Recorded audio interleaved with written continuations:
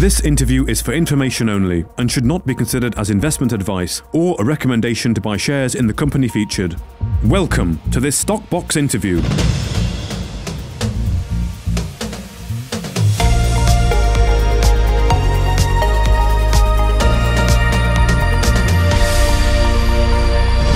Joining us today is Paul Johnson, the CEO of Power Metal Resources. Thank you for joining us again, Paul. How are you doing? Yeah, very good, Mark. How are you? Very good. Thank you, Paul. It's been a little bit of time, normally, I would say, since we spoke, because you are talking quite a lot. The announcements have notably slowed, I think, from the company, Power being recognised as a regular RNS publisher. Does that mean that you have actually slowed up on the work programmes, Paul, or have you just got nothing really to report? No, quite not. It's not the case. Our work programmes are still going at full pace, both the exploration and the corporate work programmes. We are working on some pretty meaty things at the moment, so that is taking time, and it's actively employing all the team. I suppose in a sense that means that your announcement flows will be a little bit slower, but in fairness, that's probably a good thing. I suspect we may have put out a little bit too much. One of the challenges of having a diversified business is that it's sometimes difficult to get people to focus in one area when you have so many things going on, and people do, I think, as investors, I know I do, like to focus sometimes on a particular project or an interest. So we will still, of course, be communicative. We will still be putting out news flow, and perhaps it will be a slower pace than was seen in 2022. Okay, well, you mentioned there about working on meaty things. We need to be a bit more specific about what those meaty things are. Maybe we can start with some recent news from Molopo Farms, which was, of course, a project that investors were following quite a lot. We spoke a lot about that last year. Of course, the drill just clipping the edge of what was proposed to be a deposit there, and seeing visible sulfides. Recent news saying that the drilling program is finished and everything's going to assay results. But from reading the RNS, one of the key things was, I think it said something about confirming the geological makeup, geological structure, something like that. Now that might read to be a little bit wishy-washy. It's not drawn, the results have not come up with that big, exciting core that perhaps people were expecting, but we're waiting on the assay results here. Is it any less exciting than it was before? No, I don't think so. I would say arguably more so, because we've done the second program. I think the first was 1,700 meters. The second program, 2,400 meters. We've really added to the information already. We know that from the work that we've done in this program. This is exactly what our exploration junior world needs. It's exactly what the world needs. It's what the large firms are looking for, these district scale opportunities, where there is an immense opening for investment of their time and their money to do rapid exploration to find major deposits. And it's good for our space as a whole to see a smaller company actually actively going for it and doing that work. Maybe we are kind of brave to take the risk, but that's what we're here for. We're not a bank. We're here to take money and to invest it in the ground. So we're pulling together all the information. There's been lots of different work streams that have happened, and there are some still happening on that particular project, and we will report back to market and anyone else who's interested in terms of the project, what we've found there, and what the potential of that project is. I think there is a lot of emphasis on an individual announcement, and people in a down market, they tend to read and look for weaknesses in the company, in the project, in the announcement, and the reasons why the share price hasn't gone up. Well, that's life on the markets. It does tend to mismatch the performance of the businesses quite a lot, both on the downside and the upside. And it also, sometimes misreads the information that you put out there. We are a business with multiple projects. Mm-hmm. And just to bring it down to basics, I'm absolutely clear we're excited about Molopo before anyone reads into this the wrong way. But there is no project in our diverse portfolio, no one project that, if it doesn't work out, will sink us. But any one project in our diverse portfolio can make us. And that's something that when you're so focused on the detail, you don't take a few steps back to look at the business as a whole. It's the kind of thing you miss. And it's so easy to become a little bit over obsessed on one specific element of a company's operations. I think it would be great if people take a few steps back, which I have to do, involved with the business as I am, and look at the whole and realize the scale of what we're building here. Okay.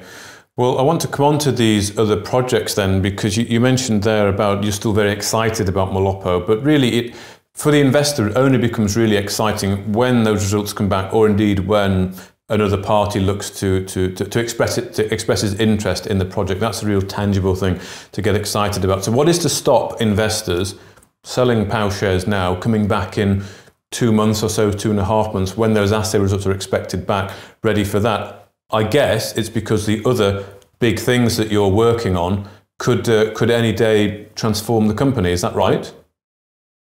I think every day I wake up and think something new could happen today that can transform the company. And that's very much the case.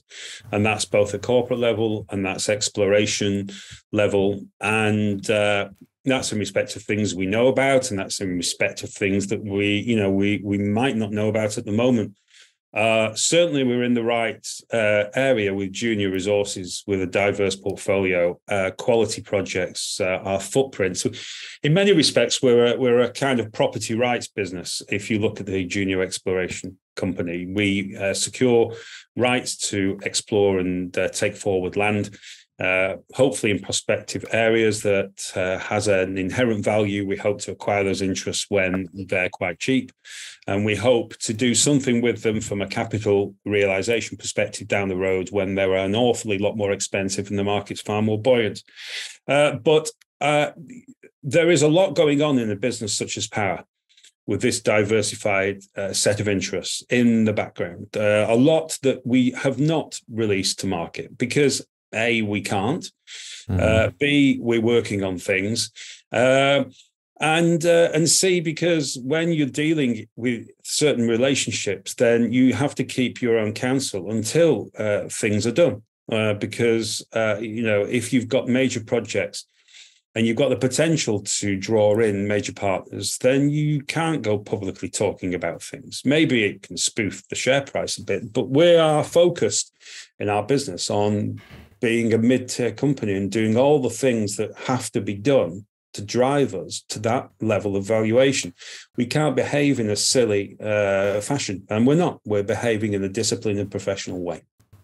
Okay. Well, what are some of these other big things then, Paul, that the company is working on? Because investors won't really appreciate, I don't think, not having sight of what's going on, because if you say that you can't announce absolutely everything. But what are the other bigger things? If we're to take a bit of a step back, let's not get so focused on the recent program there at Molopo, which of course could transform the company. What are the other big things that you're working on? Give us something, to tangible.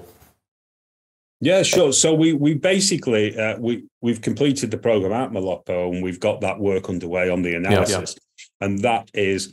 One thing, the timescale quoted of 2 months, well, that's just pulled out of the air. And, you cannot guarantee that we will be 2 months until the next announcement on Molopo, quite simply. We're working at Tati, where we have the 8 kilometre gold anomaly. And we're doing some quite significant work there now with geophysics and trenching. And then we're moving on to the RC drilling and diamond drilling, where we found the bonanza grade gold, because we think there is a very potential for a very large gold deposit there. And that's quite transformational for the company in itself. And we're also diamond drilling in Australia at the moment in the Victoria Goldfields. There we have a joint venture with Red Rock Resources, and that's going into the extensions of the former working mine at Berenga. So we're quite excited about that as well. So that's our active exploration. We're obviously planning for the work, subject to the weather conditions, at the uranium properties in the Athabasca region in Saskatchewan, Canada. So that's coming along as well. And then we have a myriad of different corporate activities at various stages of development that will be building value on the balance sheet. There's each of those companies, Gold and Metal Resources, planned IPO, First Development Resources planned IPO, and various others. There are various developments that we're working on, and those developments will come out to market as and when we're able to release. Nothing is static in our business at the moment. Everything is moving forward, and there will be further updates to the market. We're really in a position, quite a fortunate position now as a company with our portfolio, where we have a number of strategies to move ourselves forward as a business to the next stage. I mean, literally, with our footprint and with the work that we've undertaken on those projects, we could sit and we could wait for the market to come to us in terms of sector buoyancy improving, which is, I'm absolutely sure is coming. You see that with the metal prices, and I think we're going to see that in the junior space in London. We've seen it to a degree in Canada. But we don't like to sit still and do nothing. We've also got the ability to undertake exploration work generally across our portfolio, which has been our chosen strategy.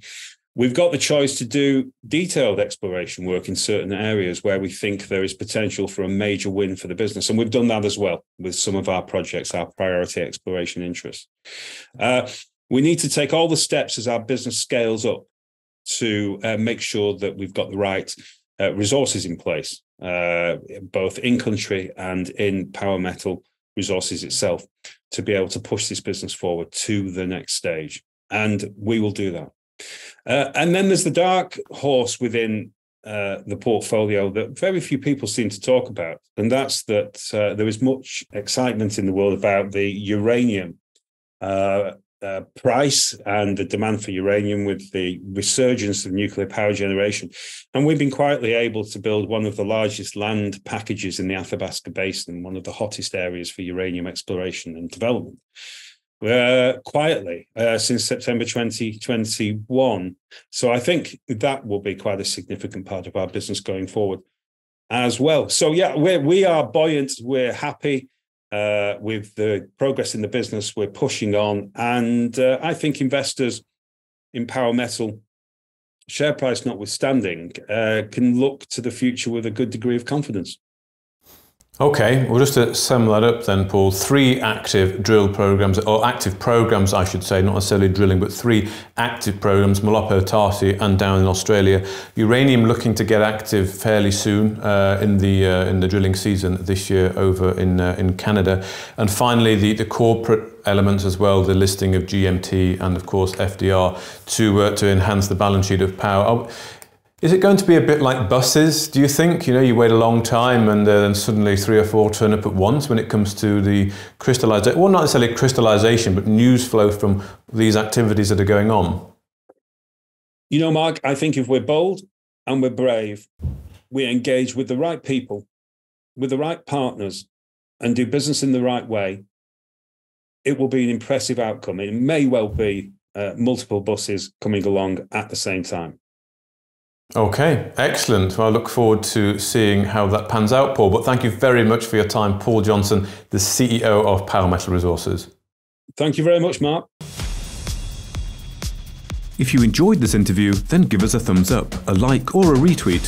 Subscribe to us on YouTube or follow us on Twitter and hit that notification bell to be the first to know when we release new content. There's loads of great content on our website too, across all our programs at stockboxmedia.com. Thank you for watching.